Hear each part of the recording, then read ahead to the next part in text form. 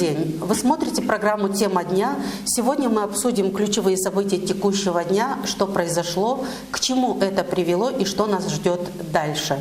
Наш гость в студии АТВ Василий Тарлев, председатель партии «Будущее Молдовы». Василий Павлович, добро пожаловать. Здравствуйте. Итак, год 2024 остался позади. На мой взгляд, он был весьма сложным. Вот как бы вы охарактеризовали прошедший год? Вот что, на ваш взгляд, было хорошего? И какие события особенно вот запомнились? И чем, на ваш взгляд, вот мы можем гордиться? Ну, всей страной, наверное. Ну, во-первых, хотел поблагодарить вас за приглашение на ваше телевидение впервые. Кстати, вы первый гость в этом году у нас. Ну и первый раз за свою жизнь в вашей телевидении. И дай Бог, чтобы это была не последняя. Надеюсь, что вас не затронут в этой волной по ликвидации, по закрытию. То, что я желаю только успеха в новом году. Пользуясь случаем, хотел поздравить всех граждан Молдовы, жителей Гагаузии в особенности, ввиду того, что я здесь со всеми зимними праздниками, и мы уже в новом году, 25-м году, обеими ногами, и по новому стилю, и по старому стилю. Дай Бог, чтобы этот год был удачливым, спокойным, благополучным, и чтобы мы шли туда, где есть зов в сердце, и нужно сделать нужные изменения. Что касается 2024 года, 2024, он был непростым годом, был очень сложным годом, для Молдовы был очень важным годом. Если говорить об экономике, то он был разрушительным годом. Огромные проблемы было в агропромышленном комплексе, который до сих пор есть проблемы. Большие проблемы в реальном секторе экономики, в перерабатывающей промышленности. К сожалению, процесс шел дальше о банкротстве. Очень много компаний, в том числе иностранного капитала, уехало, и осталось несколько тысяч человек остались без работы, и не самые лучшие ситуации в банковской сфере, и инфляция, и много-много других плохих позиций. И, естественно, одним из показателей отсутствие рынка сбыта, кризис, так называемый кризис в энергетическом комплексе, который ударил по всем слоям населения, в том числе по экономике. Ну, то, что немаловажно, то, что растет внешний долг государства, особенно последние годы, в экономическом плане был неблагополучным. Но люди все ожидали изменений, что касается политического события, президентские выборы. Состоялись? И надежды были большие. Да, на бумаге состоялись. Законно, якобы говоря, состоялись, но остались очень нехороший след. Очень нехороший след остались в душах людей, граждан Молдовы. И то, что случилось, это случилось впервые. Плохие события, то есть и непризнанный президент, так называемый, и много-много других позиций. Непризнанный кем? Потому что как бы официально... Ну, во-первых, непризнанным политическими партиями и оппозицией. Что касается признанной за пределами страны, вот, допустим, я поддерживаю в Америке, допустим, или страны Европы, выборы должны быть признаны своим народом. Мы, народ, избираем своего президента. Зачем нам нужно признание кто-то извне? У них есть свои президенты. Они тоже наши, как бы. Не, я говорю не о граждан Молдовы, которые временно проживают, так называемые диаспоры. Я не назвал диаспору, поскольку слово диаспора уже стало ругательное. И многие говорят даже, не говорите это диаспора, давайте придумаем другое слово. Поэтому я не говорю о наших граждан, которые проживают за пределами страны. Я говорю о международных структурах, которые якобы приходят в роли наблюдателя, они должны признавать или не признавать. Я говорю о нашей стране. Меня заботит этот вопрос, но если говорить о международном, впервые за современной истории Молдовы, независимой Молдовы, избранный так называемый президент Молдовы, он не признан определенными странами. Впервые. Ее ну, допустим, Российская Федерация. А в Российской Федерации у нас проживает больше 500 000 молдаван с права голоса. Это немаловажно. И энергетические зависимости, рынок сбыта, и Россия непростой игрок, несмотря на то, что некоторым политикам это не нравится. Это их не дело. Но Россия все-таки международный игрок, и для Молдовы очень важен. И не только Россия. Если посмотреть по сути, кто поздравил вновь избранного президента Молдовы? Кроме Зеленского в Киеве, больше из стран СНГ ближайших я не видел. Да? Поэтому Грузия не признала и ряд других государств. Поэтому нас это волнует. Мы граждане Молдовы, и кто бы ни был избран президентом или премьер-министром, мы говорим о стране, о народе, о ситуации в стране. Поэтому год был непростым. Мы прошли... Что хорошего? Давайте. Что хорошее? Самое главное хорошее, что вот Бог нам дал здоровье, и мы можем сегодня увидеться с вами. И хочу поблагодарить и Бога, и всех остальных, те, которые выжили в этой ситуации. И мы сегодня можем смотреть друг другу в глазах, общаться и быть не безразличным, и думать, беспокоиться о будущем нашего государства. Будущее – это очень важно для детей, для семьи и так далее. Это самое большое, самое лучшее, во всяком случае. Но если говорить о что-то хорошее в какой-то отрасли, допустим, образовании, медицины, реального сектора экономики, политическом, я бы не стал что-то отметить хорошее. Очень хотелось бы. Я по жизни оптимистически настроен всегда. Я всегда пытаюсь находить точки соприкосновения, которые, положительные, которые нас объединяют. Но в ситуации, о чем мы говорим, к сожалению, я не могу себе позволить, иначе не искренне буду перед избирателем, перед телезрителем в том числе. Кого-то похвалить, не знаю, но слава Богу, что мы здоровы, и нет на территории Молдовы сегодня проливания крови, войны. Вот это самое главное. Есть мир, да, есть мир. Он хрупкий, мы на грани определенных провокаций, но вот то, что мы и сохранили мир, и мы, слава Богу, живы, вот единственное хорошее, а остальное я бы воздержался. Во всяком случае. Василий Павлович, в какое-то время вот вы не участвовали в политической жизни Молдовы, но в 2024 году вы вернулись к активной деятельности, в том числе вот приняли участие в президентских выборах. Что вот стало для вас вот стимулом вернуться в политику, или что вас на это вот побудило, подтолкнуло, что ли? Да, я ушел из политики Молдовы в 2010, по-моему, году и себе сказал, что в политике Молдовы больше возвращаться не намерен. Но тут, наверное, случилось то, что в народе говорят: никогда не говори никогда. Это точно. Я занимался наукой, стал доктором-хабилитатом, доктором наук. Я занимался другими научными позициями, стал академиком нескольких академий, международных академий. Но из не страны молдавских. не уезжали, да? Нет, конечно. Здесь постоянное место жительства. Молдова – это моя родина. Я не могу уехать. Да, я работаю. Возглавил в 2014 году международную организацию, Международный конгресс промышленников и предпринимателей, где входит несколько десяток стран мира. Я являюсь первым лицом. Работал в разных проектах бизнеса в том числе.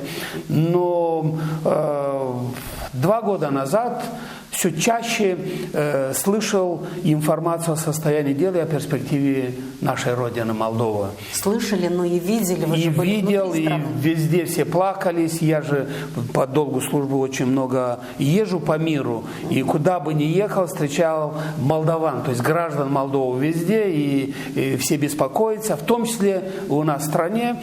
И был информирован из определенных источников, если в Молдове в ближайшее время не произойдет объединение и изменение к лучшему, то эта страна может исчезнуть из карты мира как страной.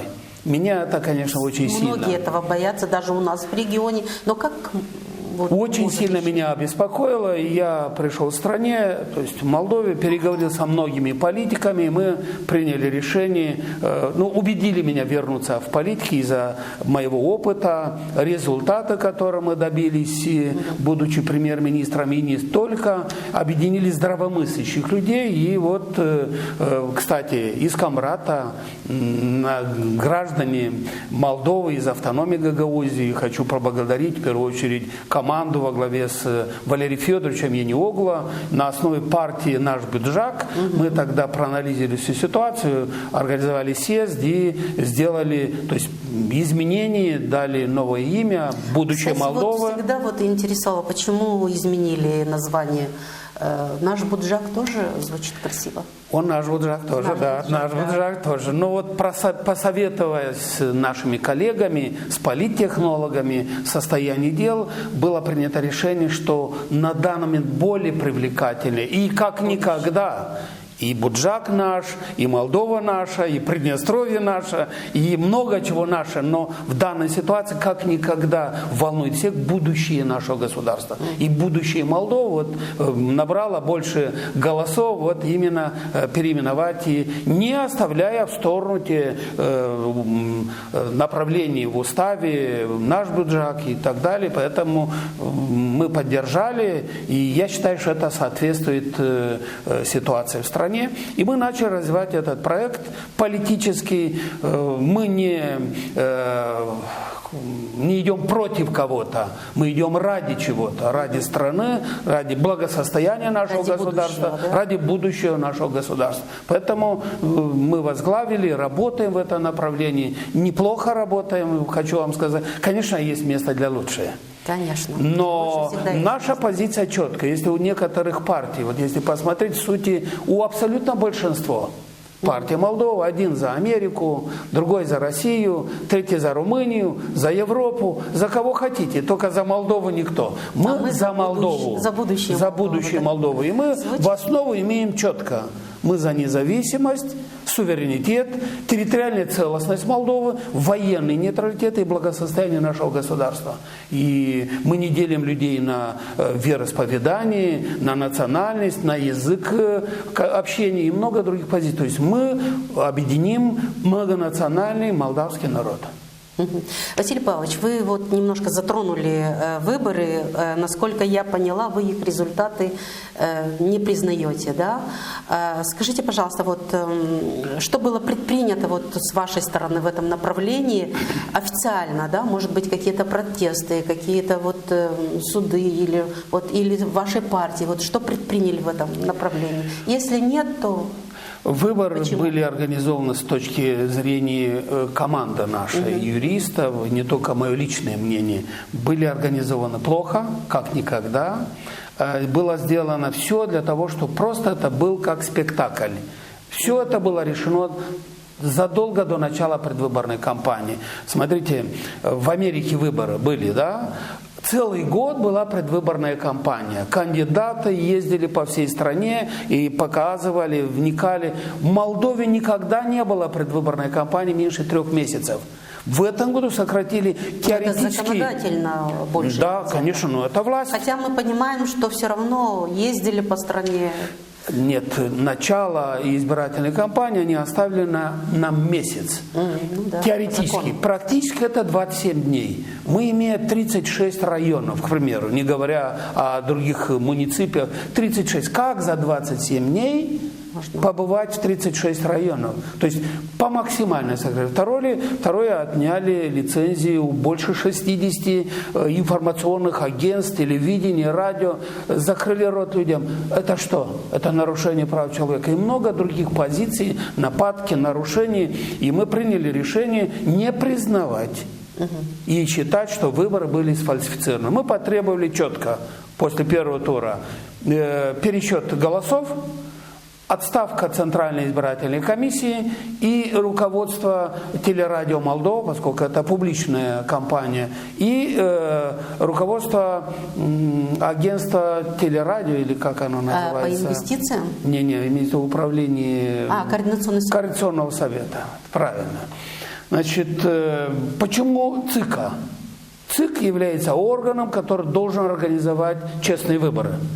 И если выборы во всем мире хотят, чтобы быть признаны, то члены ЦИКа должны быть большинство от оппозиционных партий. А у нас что получается? 9 членов ЦИКа, 8 от партии власти и 1 от партии так называемых оппозиционеров, партии социалистов. А какое может быть решение вопроса? И тем более, что там было очень много нарушений. Очень много. И много других позиций. К сожалению, на наш запрос официальная власть не отреагировала никак. И, естественно, у нас не было другого варианта, кроме принять решение о непризнании выборов. Они были с нарушением. Поэтому во втором туре президентских выборов партия «Будущее Молдова» призывала всех граждан голосовать против власти.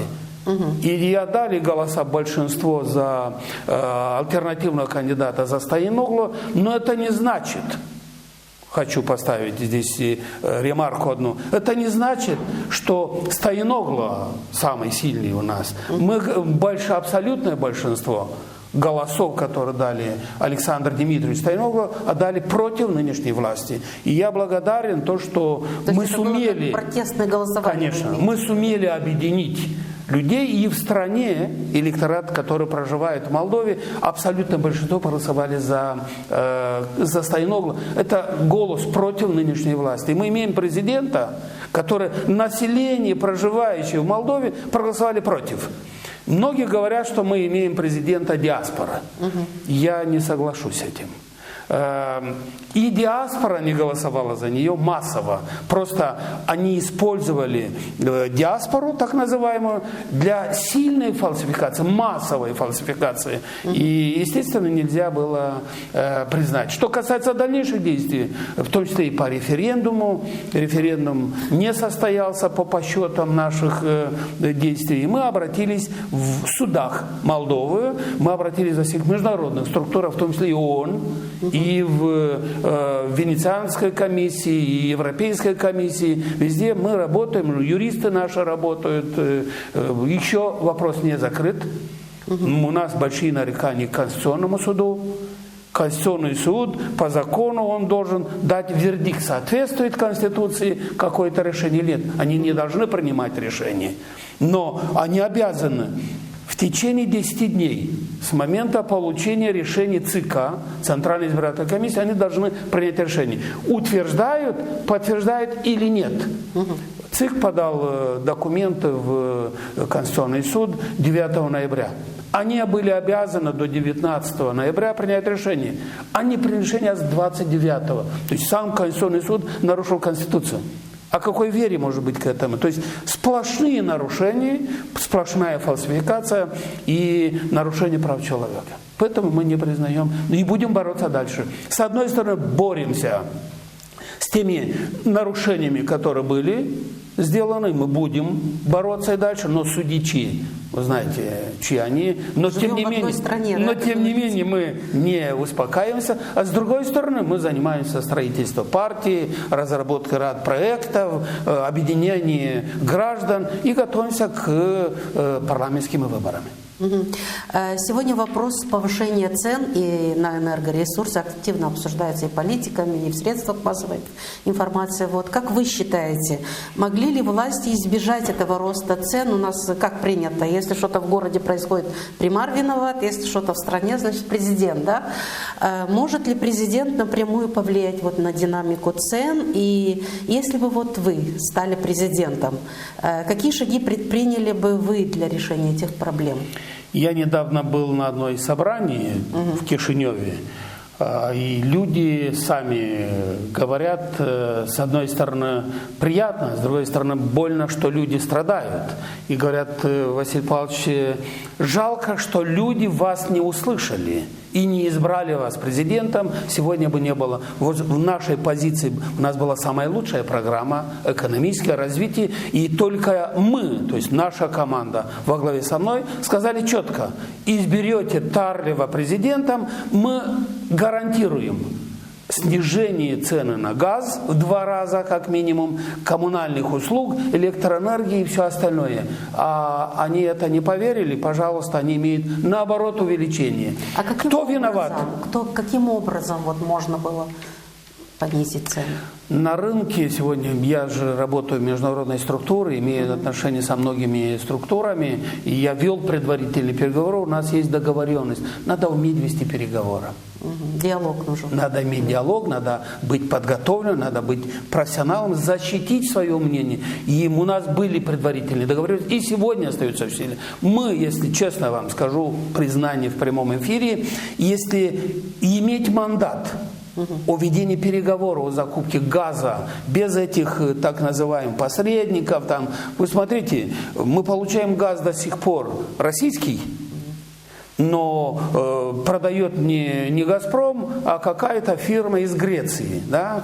Но по нашим данным и по нашим переговорам, которые мы имеем, в Молдове сегодня можно получить газ не более чем 10 лей за метр кубических метров, но не 17, которые они нам поставляют. Как это можно было? То есть виновен здесь власть, президент и правительство. В Конституции посмотрите, им это не нравится, что якобы их критикуют, но они обязаны. Они должны получить не зря плату, заработанную плату. Президент – это первое лицо государства. Кто предлагает кандидатуру премьер-министра в парламент? Не президент? И когда я слышу, что они говорят, что у президента нет полномочий, это чушь, это обман. А что туда пошел? Зачем? Посмотреть на тебя, как ты кофе пьешь и делаешь какие-то декларации безответственные. Президент за все в ответе. И законодательно, и конституционно, в том числе и правительство. То есть власть в ответе. И не надо изобретать велосипед. В народе у нас говорят, телегу надо готовить когда? Летом. А они что сделали летом? Премьер-министр и министры ходили по селам, распределяли газеты, какие они красивые. Разве это можно? Пожалуйста, когда все идет как нужно. Но, смотрите, даже и здесь побили рекорд. Первый день зимы никогда в Молдове не было. Подарок от государства, увеличение цен на 30% на газ. Как это возможно? Возможно, раз у нас можно.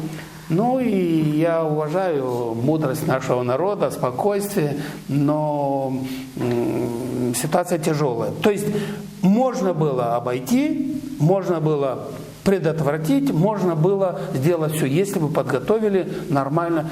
Они пытаются сейчас обвинить «Газпром», что не подает газ. Я не говорю о «Газпроме». Не нравится тебе «Газпром», дай другой пром.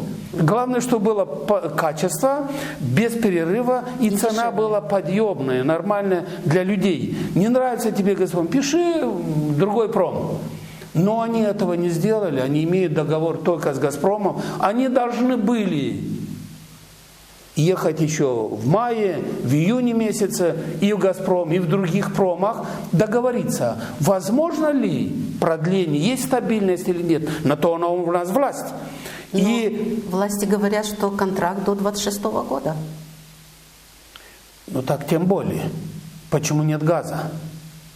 Они говорят, что якобы «Газпром» не поставляет. «Газпром» их, из того, что я знаю, их информировали еще в прошлом году, что у Украины с «Газпромом» истекает договор 1 января 2025 года. И не намерена продлить.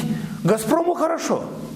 Допустим, там. Но нам плохо, Молдова, мы по-любому должны получить. И власти Молдовы должны были поехать в Киев, пусть с этим бронежилетом, или как, они же дружат с Украиной. Должны были поехать узнать, ребята, для Молдовы вы будете блокировать или мы будем решить. Если Украина бы сказала нет, они должны были искать другой вариант, а не сидеть просто с мамалыгой во рту и ждать, когда зима придет. Поэтому не надо искать оправдания. Вина, ответственность, власть в данной ситуации. Они обязаны обеспечить энергетическую безопасность. Увеличили цены на газ, а газ является сырьем для энергетического комплекса. Увеличить цену на газ, и я еще тогда говорил, пойдет цена на электроэнергию, на коммунальные услуги, и пойдет парад повышения цен на товар, на все остальное. И так оно и случилось. Так оно и идет. И еще не вечер. Я не хочу никого пугать, но еще не вечер.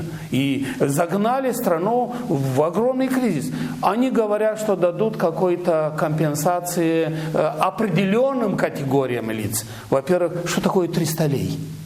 Это было в ноябре, а в декабре компенсацию люди получили, большинство людей уже по 1000 лей. Ну и что такое 1000 лей, когда поднялся столько газ? За газом сразу поднялись цены на уголь, на дрова, на все остальное, электроэнергию. Что такое 1000 лей? Для энергетических, а в 2 раза увеличились цены на коммунальные услуги, на все остальное. И второе, допустим, зачем брать кредиты? У бюджета нет денег, мы это знаем. Растет внешний долг. Заявили, что вот сейчас берут очередной кредит, несколько миллиардов, которые надо будет вернуть всем. А я-то не хочу вернуть их необдуманное решение и кредит, когда я не пользуюсь никакими компенсациями. Вы или кто-то другой. То есть надо подумать, зачем брать кредиты. Мы в прошлом году, 24-й год, вы говорили как-то похвалить по-хорошему. И хочу, но я как экономист, как бизнесмен, как прагматик, работающий в бизнесе, впервые увидел, что 24 год Молдова впервые получила доходы в бюджете не от реального сектора экономики, от поступления от таможни, от таможенных услуг. Знаете, что такое? Это близкий шаг к банкротству государства. Нельзя так. То есть они говорят об так называемой компенсации. Народу не нужно, с моей точки зрения, не нужно ни 300 лей, ни 1000, ни 5000, ни 10 тысяч подачек. Надо создать условия, рабочие места, хорошие заработные платы и нормальные подъемные цены на услуги. Но не так беспредел во всех ценах и дать 3 копейки, да еще ходят, вы говорите большинство. Наверное, не все дошло, еще информация до вас. Очень многие люди разочарованы, ходят так называемые инспекции по квартирам и начинают: ты хочешь компенсацию, а у тебя есть телевизор, а у тебя есть холодильник. А в холодильник что? Значит, тебе компенсация не нужна. Разве это дело государства смотреть в холодильник у тети Маши? Это неправильный подход. И другое. Если посмотреть по сути, не нужен кредит для компенсации, чтобы потом подумать, кому-то вернуть это кредита. Поэтому есть вопросы в этом плане. И еще один момент. Павлович, они бы вам сейчас сказали: мы берем кредиты, но кредиты за маленькие проценты. Кредиты надо брать выгодных, долгосрочных, но не для подачки, не на проедание, а для реального сектора экономики. Они должны пойти в экономику, деньги должны давать деньги, но не на проедание, извините, не на унитаз, как говорят в народе, извините за выражение. Но что касается частных потребителей, о чем мы говорили, так называемых компенсаций, но есть реальный сектор экономики. Там большинство прикрыли, большинство на грани банкротства, люди ушли в неоплаченных отпусках, а те смельчаки, которые еще продают, то есть производят что-то, они производят тоже качественную, хорошую молдавскую продукцию, но в затратах включают повышенные цены на газ, на электроэнергию, то есть все идет в себестоимость. И наши бизнесмены имеют полные забитые склады с высокими ценами, неконкурентоспособной цены на товар. И что дальше? То есть что дальше? Это банкротство государства. То есть страна управляется неправильно. Неправильно. Ни в экономическом плане, ни в социальном, ни образовательном. Я не говорю сегодня о других. Давайте уже выход будем думать. Во-первых, выход. Я бы проголосовал 2 руками за нынешнюю власть или за другую власть. За кого хотите. Главное, чтобы я увидел, что они продуктивны, есть результат. Да. Не вопрос. Но в данной ситуации ситуация такая. Первая, главная позиция. Если хотим изменений, исходя из создавшей ситуации, правительство должно уйти в отставку.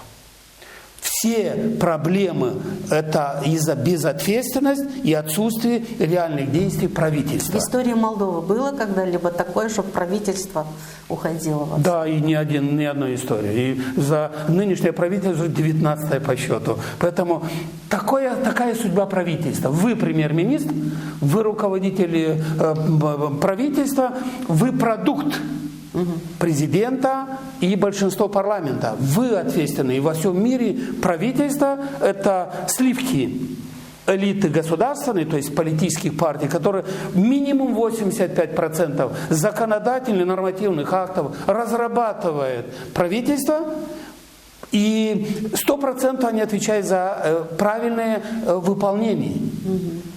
Тут нету. Поэтому лучший вариант – сменить. Я бы что сделал, если бы меня бы спросил президент, если бы я бы стал президентом. Нынешнее правительство неэффективно. Я не говорю лично о личности. Каждый в отдельности нормальные люди. Но хороший человек – это не профессия, да? Но не получается у них. Загнали страну в тупик и не выходит никак. Обвиняют всех направо, что все предатели, все там сепаратисты все. Только одни хорошие. Ищем, кто виноват.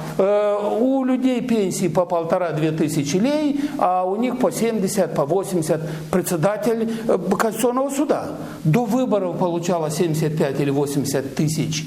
Зарплата после выборов получает 140 тысяч. Как это возможно? Поговорим мы об этом чуть-чуть выше. В выходе ситуации, конечно, в данной ситуации сделать изменения должно уйти или все руководство, но это пока невозможно, не хотят, но правительство как минимум. Назначить профессиональное правительство, правительство национального единства, для того, чтобы оно выправило ситуацию в экономике, в социальной сфере и таким образом подготовила страну к парламентским выборам демократичными, законными, эффективными. И после этого новый парламент, новая политическая элита выберет там правительство свое и так далее. Это один из выходов. Параллельно надо строить диалог. Вот вы профессионал, вы очень умный человек в своей сфере. Я не глупее, как вы, как ваш конкурент, может быть. Я говорю, если говорить о нашей профессии, может быть. Но мы должны иметь диалог между собой. Общение. У нас в Молдове нет диалога нигде с властью. Нет диалога в политике, нет диалога в объединении страны до сих пор. А вот почему? Почему все-таки вот это вот диалог?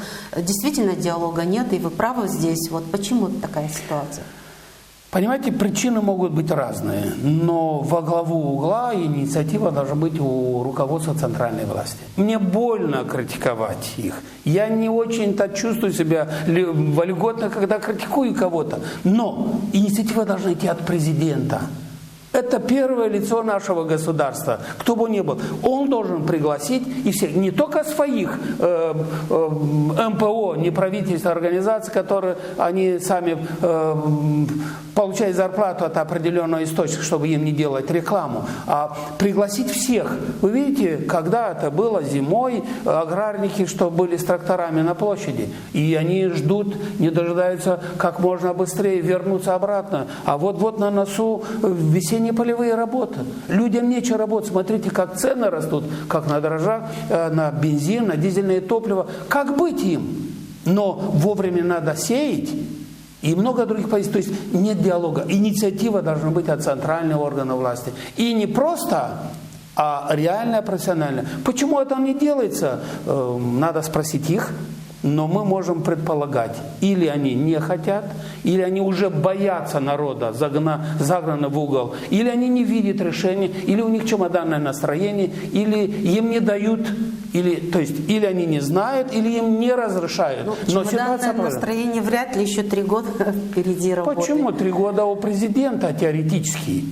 Но у парламента в июле месяце заканчивается мандат. Извините, несколько месяцев осталось. Поэтому это не так Это совсем не так. А придет новый парламент, если придет и народ, сейчас станет... Придет, выборы же будут. Смотря о составе парламента. Если придет, если народ станет и на самом деле не будет ходить, как ходил до сих пор, политизация, и голосовали непонятно за какие-то сказки европейские или космические, и будет избрана новая политическая сила. А мы уверены в этом, что будет. И партия «Будущее Молдова» будет главным игроком в этом деле. Придет и неизвестно. Если президент не поменяет, нынешний президент, пусть даже незаконный, сфальсифицированный, непризнанный, если он не поменяет свою позицию в сотрудничестве, то возможно и досрочные президентские выборы. И много других позиций. Поэтому мы не хотели бы загнать Молдову в кризисные политические дебаты. Мы должны развивать нашу страну. Поэтому это как некоторые позиции, но главное это диалог. Власть не должна бояться критики. Пресса – это четвертая сила. И оставить вокруг только те, которые тебе поют на уши, что ты красивый, умный, способный, а на самом деле не так, это неправильно. И второе, диалог в экономике, диалог в образовании, диалог в культуре, диалог в медицине, что творится в медицинском учреждении. Везде, куда ты не идешь, говорят только о оптимизации, не о ликвидации, даже о оптимизации. А диалог нужен в нашей внутренней проблеме. С автономией Гагаузии диалог нужен, с местными структурами, с Приднестровьем нужен диалог. Здесь Этого я нет. с вами соглашусь, потому что про диалог совсем недавно сказал и президент Приднестровья. И с Гагаузией вы тоже правы. Вот как вы оцениваете... Сколько уже лет главы Гагаузии? Год, почти Чего 2. он до сих пор не признанный? Как это возможно? Нравится тебе, не нравится Башкан, в данном случае Гагаузии, но его избрали жители автономии. Ты должен признать, поддержать. Угу. Поговорим мы об этом тоже, если успеем, конечно, потому что время идет. Вот как вы оцениваете текущую ситуацию в Приднестровье с экономической точки зрения? Вот прекращение поставок газа, немножко мы говорили, но мы затронем это Приднестровье, веерное отключение электроэнергии, вот все это вызывает ощущение, как будто мы вернулись в 90-е годы. Почему, вот, на ваш взгляд, вот эта ситуация сложилась в Приднестровье, как им выйти? Вот, тоже Наша помочь? позиция партии, мое, Приднестровье – это часть Молдовы, как все остальные. Ну, там живут все наши об этом братья, говорят, наши граждане Молдовы, и мы должны заботиться о них, как всех остальных регионов. Что касается ситуации, сложившейся в Приднестровском регионе, это схема подготовленной политической провокации. Для того, чтобы давить на них, повлиять, чтобы насильно решить ряд вопросов. Это ошибка. Это стратегическая, экономическая, юридическая, политическая ошибка со всех точек зрения. И загнали наших граждан, которые проживают в Приднестровье, в сильнейший энергетический, экономический, социальный кризис. Власти говорят, это из-за долга, который они не Мы могут. сделали заявление, не знаю, читали вы или нет, мы сделали заявление от имени партии «Будущее Молдова» объединиться всем людям доброй воли, для того, чтобы поддержать и не только жителей Молдовы в Приднестровье, а есть, по-моему, 18 населенных пунктов в зоне так называемой безопасности, которые они были подключены к энергетической системе Приднестровского региона. Они тоже остались без света, без еды, холодно. Вы мама. Представляете себе, на улице минус 5 или минус 10, и в доме у вас есть родители старые, у вас есть дети, и все замерзают. Как это возможно? Как любите это руководство? Поэтому я считаю, что это был капкан, задуманная провокация против жителей в первую очередь. Чего? Для того, чтобы, видимо, или создать проблемы, допустим, электорату, который якобы не симпатизирует их взгляды, или привлечь Молдову в дестабилизацию к войне на Украине, или насильно заставить администрацию Приднестровского региона или людей о том, чтобы они были самоликвидированы и так далее, и так далее. То есть это целая провокация, это целый букет, и я считаю, что это ошибка. Ввиду того, что на территории Приднестровья как минимум есть молдавская ГРЭС, который производит электроэнергии, и около 70% необходимости электроэнергии на остальной части Молдовы получает именно от молдавской ГРЭС. И молдавская ГРЭС еще имеет мощность, еще с времен Советского Союза, обеспечить юг Украины электроэнергией. И вы видите, закрыли газ, и говорят, что якобы «Газпром» виноват. Нет, виноваты ответственные лица, безответственные лица Молдовы. И когда закрыли и замерзли регион, и в Молдове объявили о веерное отключение, позвонили в Киев, и выходит администрация Киева, говорит, мы готовы подать уголь Приднестровье, но чтобы они нам давали электроэнергию или что-то другое. То есть сразу видно, откуда уши растут и все остальное. Поэтому я считаю, что это провокация и неправильный подход. Но президент Приднестровья сказал, что совсем скоро уже будет газ. Они договорились. Тогда зачем надо было загнать людей в зиму, и чтобы они холодали? Понимаете? Дай Бог, я за. Дай Бог, чтобы оно было. А почему не предприняты были меры, чтобы не было этой вакханалии и повышения цен и отключений? Вот он тоже говорил о том, что не было диалога. Нужен был диалог, а диалога... О чем мы говорили раньше. Да, и диалог, и ответственность, и дисциплина, и много чего нужно было. Это все вместе взято. Давайте немножечко снимем напряжение, поговорим о хорошем. Василий Павлович, готовясь вот к этой программе, я прочитала в интернете о ваших ученых степенях, да, и достижениях. Список настолько внушительный, что я там выписала для себя одну строчечку только. Вы автор 13 изобретений, это Википедия так пишет, награждены одной почетной медалью, 9 золотыми, 7 серебряными и 3 бронзовыми медалями, а также получили 7 дипломов. Может, вы дополните этот список, может быть, там не все написано.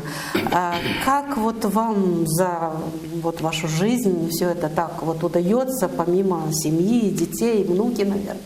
Уже. Я такой же простой человек, как все остальные. Перед Богом мы все равны. Я никогда не работал ради медали, орденов или диплома. Я родился... Но вы их заслужили. Я родился в Башкалии, 6 километров от Камрата, недалеко. В семье 8 детей. Мама, Царство Небесное, была библиотекарем всю жизнь. Папа механизатором. Такой же простой, как абсолютно большинство граждан нашей страны. Но нас учили верить в Бога. Мы православные христиане. И мы должны уважать старшее поколение и работать. Под лежачим камнем вода не течет. И я обычно положительный человек по жизни, но 3 вещи не ненавидел, не поддерживал с малых лет. Мне не нравилось иметь, то есть говорить, лучше молчать и делать. Второе, не иметь меньше говорить, больше делать, да? Сидящую работу, то есть сидящие на месте, дай копать, делать, что хочешь, только не сидеть. И третье, носить галстук. Но, видимо, Бог мне дал всего этого. И когда человек работает, с одной стороны, глаза пугают, а руки, ноги помогают. Я работал не для медалей и орденов, но, слава Богу, я получил это. Для себя мне немножко неудобно говорить или хвалить себя. Мы обычно воспитаны... Не хвалить, просто рассказать о себе. Но рассказать, интересно. Да, я защитил докторскую диссертацию не в Молдове, а за пределами Молдовы, чтобы не говорили, что я кого-то там подкупил или знакомый, что такое. Я защитил эту диссертацию, потом зарегистрировал, перезащитил во всех странах Европейского Союза, Запада, Востока. Мой диплом признан всем международном уровне, я стал академиком 2 академий. И эти ордена и медали, которые пришли, честно говоря, я всех их не помню, но тем не менее, некоторые из них дороги мне. Допустим, было очень дорого мне медаль, которую я получил единственный из Молдовы, человек, который олицетворяет планету. То есть у меня есть золотая медаль с премиями там, и так далее. Это в Молдове никто не получил в единственном числе. Второе, я очень гордился, получив орден республики, высший орден власти. Правда, после нас уже начали раздавать чемоданами эти орденами налево и направо. Мне даже было стыдно в одном моменте за то, что у меня тоже этого есть. И я думал отдать и отказаться от этого. Если жена меня бы не убедила, я бы давно бы отказался. Или как? Есть орден трудовой славы, ордену Глория Мунчи. Это для достижения в работе. Есть люди, вот я был в Аргееве недавно на одном собрании, стал человек, преподаватель. Ему 84 года, он до сих пор является преподавателем физики. Всю жизнь, 60 лет с лишним, он работал профессором. У него нет ни одной замечания, но ни одного диплома или медали. И он говорит: господин Тарлев, как мне быть, когда я увидел по телевизору, что президент Молдовы на днях вручил орден трудовой славы руководителю какой-то организации МПО по ЛГБТ в Кишиневе. То есть надо знать цену, место, размер сапог и все остальное. То, что есть у меня в Палмарезе, я считаю, что в основном в авансе. Я должен еще работать, отрабатывать и так далее. Это только начало. Есть очень много хороших дел. Очень многие бизнесмены, и не только из иностранных государств, приходят или приходили с предложением о продаже моих изобретений или моих трудовых работ. Возможно, поскольку они... Это же ваш труд. Мой труд, мои изобретения, мои результаты, они запатентованы за меня, за мной. И никто не может их использовать без моего разрешения. Да. Я могу их использовать сам, я могу совместно с кем-то или просто продать проект. Это экономика. Я этого не сделал и не буду этого делать, и буду стараться максимально использовать на работу в пользу нашего государства. Мы не вечные. Мы как люди временно на этой земле, а в должностях еще короче. И раз мы здесь родились, мы являемся молдаванами, граждане Молдовы, мы должны здесь заботиться о нашей родине и делать все возможное. Поэтому я и в этом плане буду делать. И мы читаем лекции, то есть я читаю и лекции в определенных институтах, и за пределами. Я считаю, что это нормальная, хорошая работа и полезная. Но зато это имидж и мой, и семьи, и нашего молдавского государства. И внуки будут гордиться, да? Будем надеяться. Будем надеяться. Василий Павлович, давайте чуть поговорим о ваших будущих планах. Вы уже сказали, что вы планируете участвовать в парламентских выборах, которые уже, наверное, еще не определены, но планируются на осень, насколько я понимаю. Вот, как вы считаете, насколько прозрачно пройдут эти выборы парламентские, и какие шансы, по вашему мнению, вот у вашей партии, и вот какова ваша позиция вообще по отношению к этим выборам? Я хочу ясности внести, что касается вопроса выборов парламента. Многие говорят, или некоторые говорят о возможных досрочных выборах. Я не против досрочных выборов, и они созрели, они должны быть, но юридически это невозможно.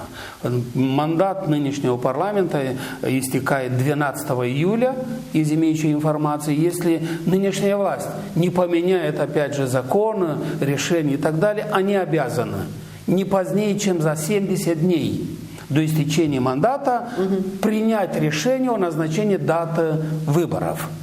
А если говорить о досрочных, это когда? Досрочные выборы в нынешней ситуации могут быть в двух случаях. Первый. Народ вышел на улицы, разгромил всех, закрыл и выгнал. Из-за ситуации. Этого, наверное, в Молдове это не будет и не нужно. Наверное, мы, молдаване, более-менее спокойные люди, боговерующие, и пытаемся найти правильное мирное решение. Это, в принципе, неплохо, но не всегда полезно. И второй случай, когда правительство идет в отставку, президент предлагает парламенту 2 раза одну и ту же кандидатуру на должность премьер-министра, и парламент специально его не утверждает. И тогда президент подписывает указ о распуске парламента и назначает досрочные выборы. Ввиду того, что и президент, и большинство парламента, и правительство из одной команды, из одной партии ПАС, маловероятно это. Они пройдут. И эксперты говорят, что выборы будут назначены в периоде с 12 июля по 12 октября. Вот в этом пространстве, скорее всего, будут выборы. Доводы многие, но из предварительных наших источников говорят, что выборы где-то будут в сентябре месяце. Поживем, увидим. Но, во всяком случае, такая перспектива юридическая. Шансы вашей партии? Что касается партии, мы развиваем очень сильно территориальные структуры. На сегодняшний день мы не определились еще только в 2 районах, в Кагуле и в Чемишли, над которым работать. В остальном, во всех районах мы создали структуры, создаем, укрепляем, развиваемся. И это хорошо, это растет партия. Но мы сделали официальное обращение ко всем политическим партиям объединиться. Власть нынешняя удалось в одном: разделяй и властвуй. Нам надо объединиться. И мы сделали обращение всем политическим партиям объединиться в единые команды. Ведем переговоры двухсторонние, многосторонние. Надеемся, что найдем точку соприкосновения в ближайшее время. Как это будет выглядеть? Как вы блок какой-то планируете? Разные варианты могут быть. Могут объединиться под флагом единой партии, одной партии. Давайте посмотрим партию, которая лучше звучит, есть опыт, есть история, нет скелета в шкафу, нет ошибок. Вот во главе или на основе этой партии влились в список других партий, мы идем единой командой. Это самый лучший вариант. Почему говорю самый лучший?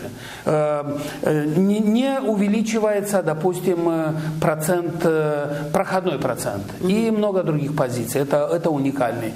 Второе, это можно делать блок, избирательный блок из 2, 3, 5 или не знаю сколько 10 партий.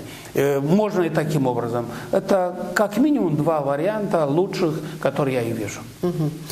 Я, чтобы вы знали, если будет принято или найдем решение на основе партии будущей Молдовы. На самом деле и название хорошее, и молодая, без ошибок, без скелетов, хорошая, молодая, динамичная команда. Если будет принято нашим коллегам, мы убедим, на основе партии будущей Молдовы, без проблем. Я не буду держаться за место там в списке, поскольку проходит первый по списку, проходит и 7-й. Не проходит первый, никто не проходит. Поэтому у нас нет такого, и мы готовы открыть для диалога, но главное должны понять все политики. Только объединение здравомыслящих сил, патриотических сил спасет Молдову. Родина в опасности. Но это зависит от вас, как вы сможете убедить всех. Стараемся. Ага. Василий Павлович, на одном из телевизионных каналов вы сказали, что благосостояние народа зависит от министров страны. Что вы имели в виду? Вот раскройте, пожалуйста, эту мысль, ведь мы знаем, что про министров, да, что они получают только хорошие зарплаты по сравнению с благосостоянием людей. Вот что вы тут имели? Когда я подчеркнул этот аспект, что в основном, это не все зависит только от министра, но в основном от министра, говорю о том, что вы являетесь министром, допустим, экономики, или финансов, или промышленности, или торговли, в зависимости от направления, или образования и так далее. Вы первое лицо отрасли. И вот в правительстве собрались сколько? 10, 15, 20 министров, это совет министров, это правительство, они являются локомотивом развития государства. Стабильности, мира, процветания и, конечно, в итоге благополучия нашего государства. И министр должен быть образованный, профессиональный, уникальный руководитель, эффективный. Если он никто, вы знаете, по-простому, попроще объясню, рыба гниет с головы. Да. Правда, ее чистит с хвоста, но гниет с головы. Поэтому голова отрасли – это министр. Глава экономики страны – это премьер-министр. Глава государства – это президент. Вот. От руководства идет все остальное. Как они ведут политику? Смотрите, вы умнейший человек. У вас есть уникальное предприятие, к примеру, бизнес. Но вы не хотите идти в политику. Говорит, политика – это грязно. У вас есть бизнес, семья, занимайтесь. А святое место пусто не бывает.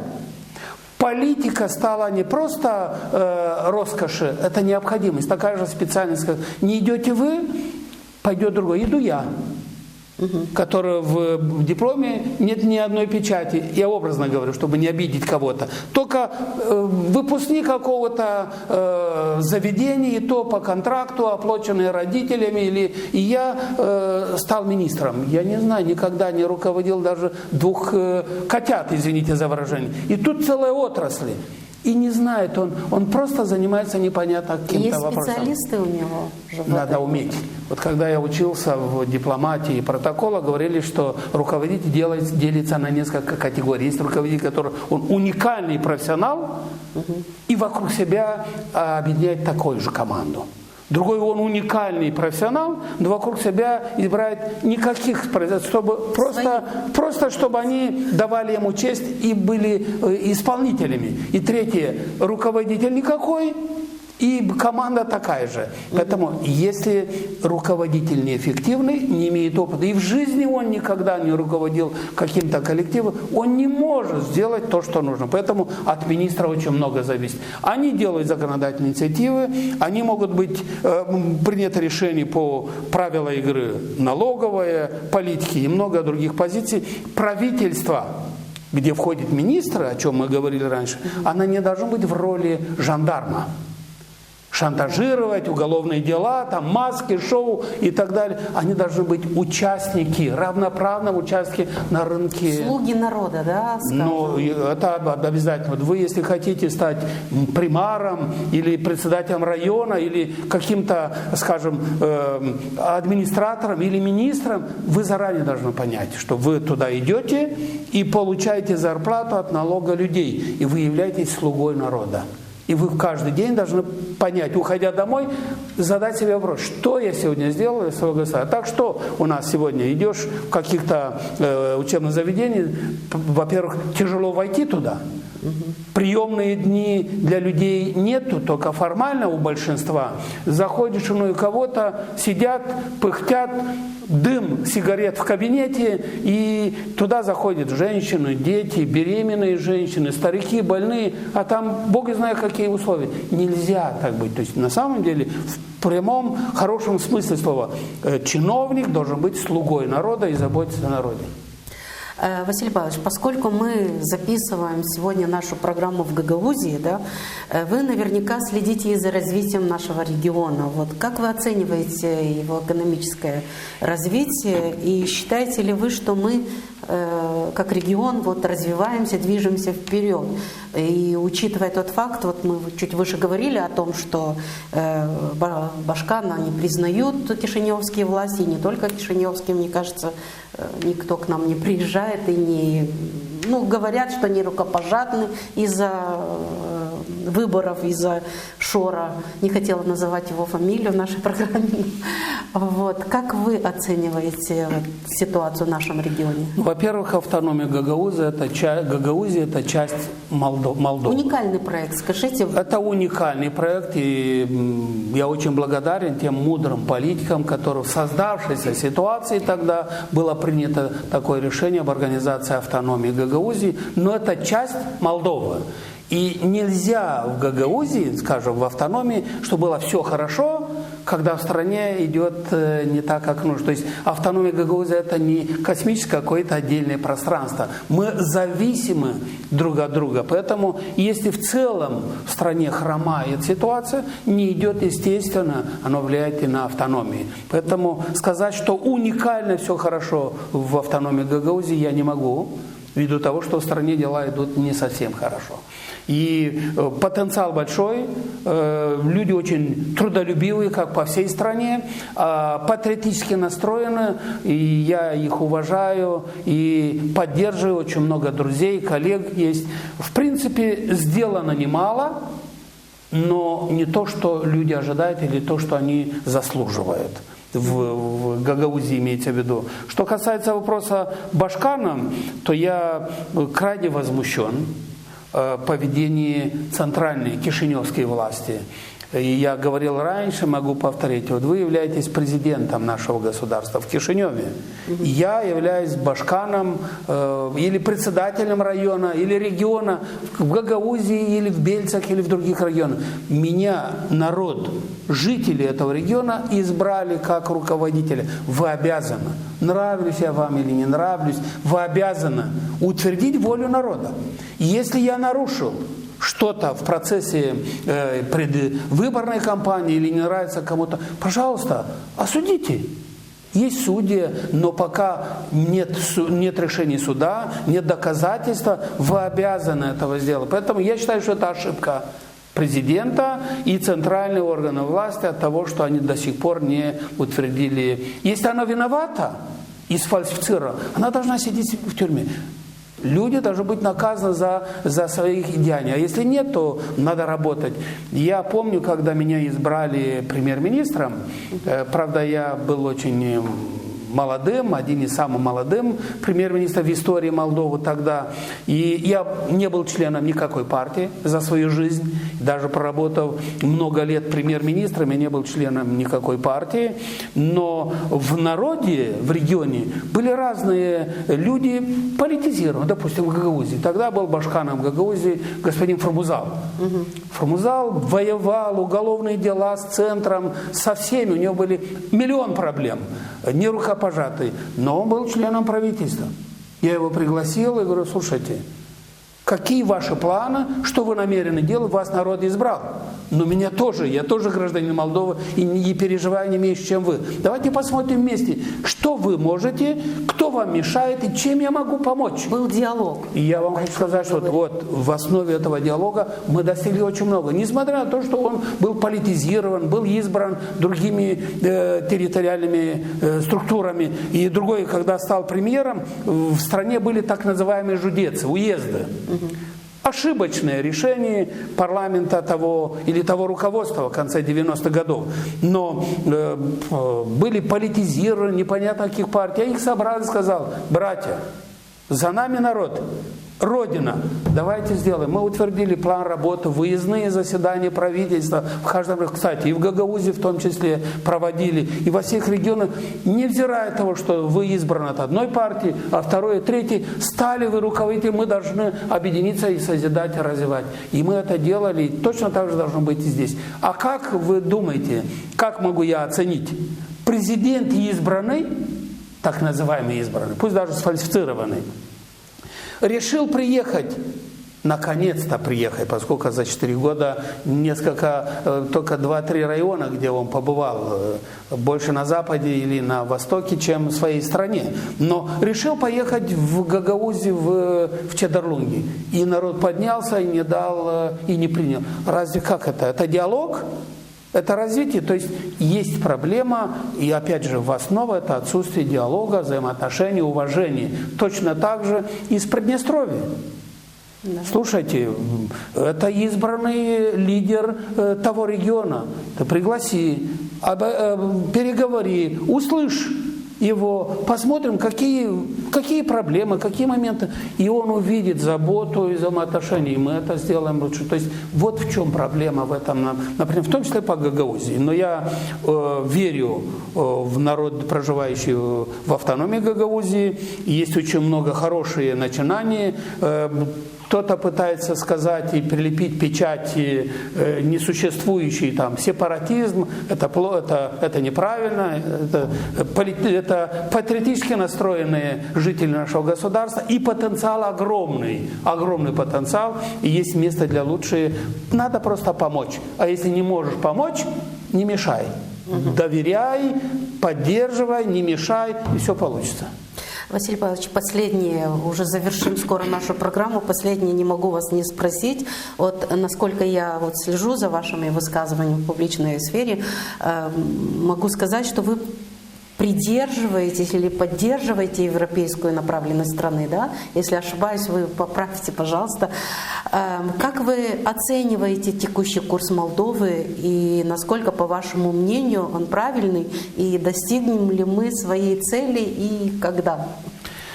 Для Станем ли мы Для членом уточнений, да. я гражданин Молдовы, я патриот своего государства, я буду воевать и работать за независимость, суверенитет, территориальную целостность и благосостояние нашего государства. Что касается европейского вектора, я являюсь в истории Молдовы первый руководитель Национальной комиссии по европейской интеграции Молдовы. Указ президента подписан в 2002 году о создании первой национальной комиссии, я ее возглавил. Поэтому я о Европейском Союзе знаю больше, чем они, некоторые, нынешняя власть, думают. Они маленькие дети по сравнению с нами, то, что мы достигли и делали. Я не против европейского вектора, и то, что пытается ставить печать, что якобы я человек там Плохотнюка, Платона, Шора, Мора, не знаю кого, это чушь. Я гражданин Молдовы, я патриот своего государства. Я за объединение всех граждан Республики Молдова для лучшего будущего. Что касается европейской позиции, понимаете, к власти многие политики, разные года, разные времена, просто использовали как политический лозунг. И совершили очень много ошибок. Вот, допустим, мы в 2005 году, в 2006 году убедили Европейский Союз, мы были первыми в истории региона Европейского Союза, убедили подписать соглашение на пути европейской интеграции, подписать соглашение с Молдовой об асимметричной торговле.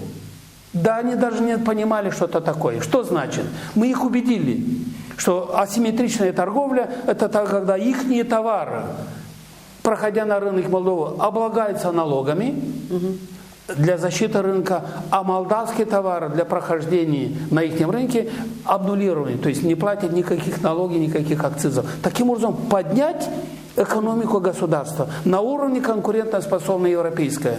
И это было правильное решение. Ее надо было продолжить и решить. А в 2013 году или 2014, когда подписали там о свободной торговле, вот мудро, в одном позиции Украина сделала мудрее, чем мы. Они подписали соглашение о ассоциированном членстве, как Молдова.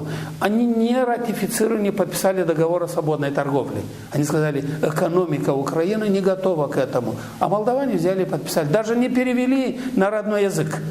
И много, то есть были сделаны очень много ошибок. И сегодня мы имеем статус кандидата вступления в Европейский Союз. Надо честно сказать, Молдова не готова и не соответствует требованиям этого статуса. Молдову получила политический подарок наряду с Украиной. Это хорошо? Это плюс для нас? Для Молдовы это хорошо. В создавшейся ситуации это хорошо. Его надо сохранить. Как мы видим ситуацию? В нынешней ситуации для Молдовы. Молдова является членом СНГ, Содружества независимых государств, и имеет статус с Европейским Союзом о кандидате. И в одном проекте, и в другом международном проекте мы имеем 4 свободы. Свободное передвижение граждан, услуг, капитала и товаров. Имея безвизовый доступ и на Западе, и на Востоке, Молдова, имея географическое привлекательное расположение, мы можем, когда между Западом и Востоком есть проблемы между ними, мы можем создать платформу или мост, как мы говорим, да? Таким образом создать условия здесь, привлечь из Запада, капитала из Запада, из Востока, создать совместные предприятия, рабочие места и произвести продукцию. Фабрикаты Молдова. И отгрузить и на Запад, и на Восток. Молдова может стать второй Швейцарией, даже может быть лучше, чем Швейцария, если правильно поставить точки на «и» в течение максимум 2-3 лет. Молдова пойдет вперед очень хорошо. Поэтому это положение хорошее. Я не против и не поддерживаю политику объединяться с кем-то против кого-то. Молдова должна быть страной мира, благополучия.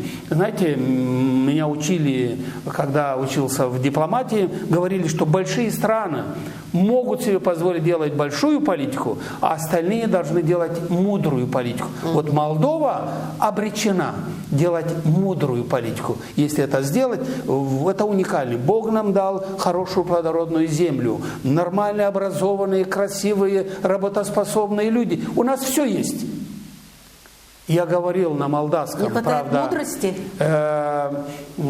Я говорил на молдавском, постараюсь на молдавском звучит так. Avem o țară frumoasă, богată, ea este prost condusă și bine furată. На русском мы имеем страну красивую, богатую, но просто она плохо управляемая и хорошо разворованная. Вот если так сказать. Поэтому нам пока не везет с руководством страны. Но молимся Богу и стараемся, воюем мирными путями для того, чтобы создать благосостояние. Что касается европейской интеграции, понимаете, я не против, я за. Но какой ценой?